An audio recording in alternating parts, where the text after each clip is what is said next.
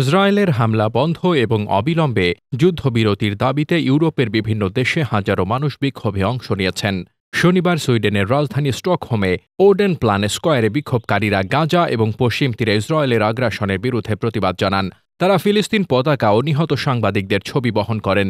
নিহত Al Jazeera সাংবাদিকদের প্রতি শ্রদ্ধা জানাতে কালো পোশাক পরে প্রতীকী কফিনও বহন করা হয়। গাজার তথ্য অনুযায়ী ৭ অক্টোবর ২০২৩ থেকে এখন পর্যন্ত ইসরায়েলি হামলায় ২৩৮ জন সাংবাদিক প্রাণ হারিয়েছেন। আয়ারল্যান্ডের রাজধানী ডাবলিনে হাজার হাজার স্বাস্থ্যকর্মী মিছিল করেছেন।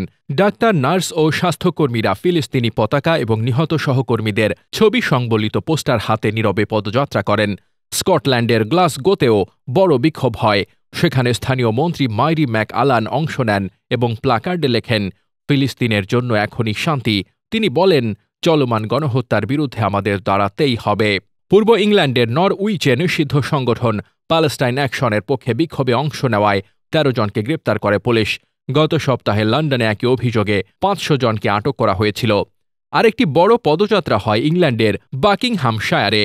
সেখানে হাজারো মানুষ রয়্যাল এয়ারফোর্স হাই উইকম ঘাঁটি ঘিরে গাজায় ইসরায়েলের গণহত্যায় যুক্তরাজ্যের সামরিক সহযোগিতা বন্ধের দাবি জানান। প্যালেস্টাইন সলিডিটারি ক্যাম্পেইন সামাজিক মাধ্যমে লিখেছে, ব্রিটিশ সরকার ইসরায়েলকে অস্ত্র সরবরাহ করে এই যুদ্ধ চালু রাখছে, এটা লজ্জাজনক। জাতিসংঘসহ আন্তর্জাতিক সম্প্রদায়ের যুদ্ধবিরতির আহ্বান উপেক্ষা করে ইসরায়েল ২০২৩ সালের অক্টোবর থেকে গাজায় যুদ্ধ চালিয়ে যাচ্ছে। এ পর্যন্ত অন্তত ৬১,৯০০ ফিলিস্তিনি নিহত হয়েছেন। গত নভেম্বরেই আন্তর্জাতিক অপরাধ আদালত ইসরায়েলের প্রধানমন্ত্রী বেনিয়ামিন নেতানিয়াহু ও সাবেক প্রতিরক্ষা মন্ত্রী ইউআফ গালান্তের বিরুদ্ধে যুদ্ধাপরাধের অভিযোগে গ্রেপ্তারি পরোয়ানা জারি করে। Desk report, বার্তাবাজার।